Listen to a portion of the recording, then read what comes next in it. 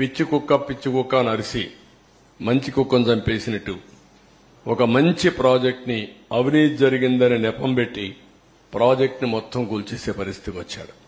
ఒక దుర్మార్గమైన చర్య ఇది. ఇది చూస్తే చాలా ఆవేదన, బాధ, ఓసారి ఇరిటేషన్, కోపం కూడా వస్తుంది. 5 ఏళ్లు కష్టపడ్డాం.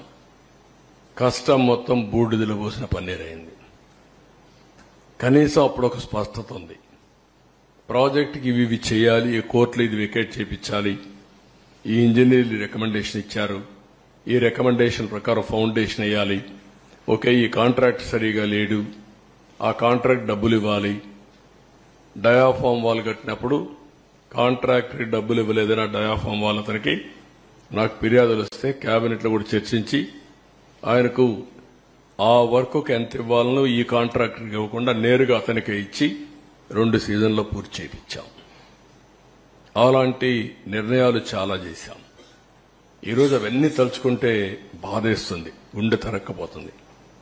రాష్ట్రానికి జరిగిన అన్యాయం, దుర్మార్గమైన పిచ్చి కుక్క అని అరిసి మంచి కుక్కను చంపేసినట్టు ఒక మంచి ప్రాజెక్ట్ ని అవినీతి జరిగిందని నెపం పెట్టి ప్రాజెక్ట్ ని మొత్తం కూల్చేసే పరిస్థితికి వచ్చాడు.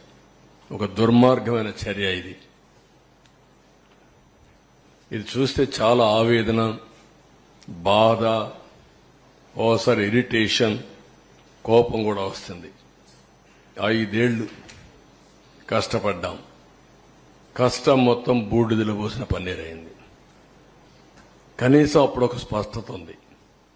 ప్రాజెక్టుకి ఇవి చేయాలి, ఈ కోర్టులో ఇది వికెట్ చేయించాలి, ఈ ఇంజనీర్లు రికమెండేషన్ ఇచ్చారు, ఈ రికమెండేషన్ ప్రకారం ఫౌండేషన్ వేయాలి, ఓకే ఈ కాంట్రాక్ట్ సరిగా లేడు, ఆ కాంట్రాక్ట్ డబ్బులు ఇవ్వాలి, డయాఫామ్ వాల్ కట్టినప్పుడు కాంట్రాక్టర్కి డబ్బులు ఇవ్వలేదని ఆ డయాఫామ్ వాల్ అతనికి నాకు ఫిర్యాదులు వస్తే కేబినెట్లో కూడా చర్చించి ఆయనకు ఆ వర్క్ ఎంత ఇవ్వాలనో ఈ కాంట్రాక్టర్కి ఇవ్వకుండా నేరుగా అతనికే ఇచ్చి 2 సీజన్లో పూర్తి చేయించాం.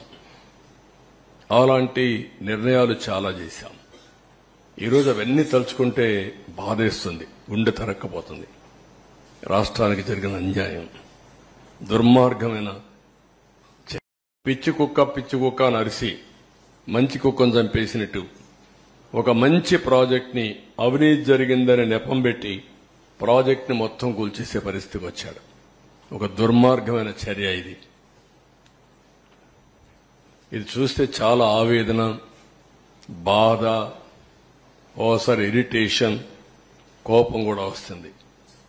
5 ఏళ్లు కష్టపడ్డాం. కష్టం మొత్తం బూడిదలో పోసిన పన్నీరైంది. కనీసం అప్పుడు ఒక స్పష్టత ఉంది.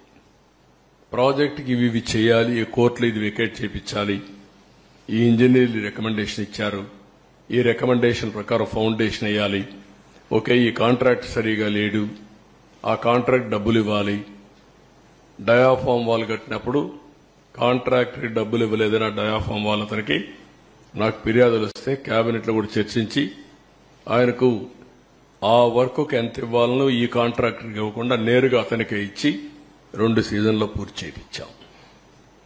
అలాంటి నిర్ణయాలు చాలా చేశాం.